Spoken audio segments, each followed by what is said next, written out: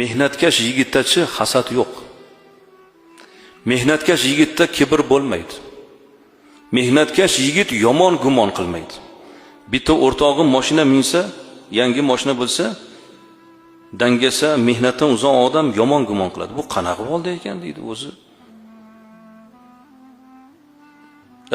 Yomon gumonni qiladi. Mehnatkash odam darrov yaxshi gumon qiladi. Alloh bergan, mehnat qilyapti, harakat qilyapti, niyatiga yarasha Alloh bergan deydi. Mehnatkash odamda yomon gumon bo'lmaydi. Mehnatkash odam niyati pok, rejalari pok, ta'magir bo'lmaydi. Or-nomusli bo'ladi. Niyati pok bo'ladi. Mehnatkash odam inshaalloh Allohga yaqin banda bo'ladi. Alloh suygan odam bo'ladi.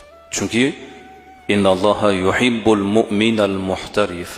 Alloh hunarli, mehnatkash mu'minni yaxshi ko'radi deb Rasululloh sallallohu alayhi vasallam marhamat qildilar.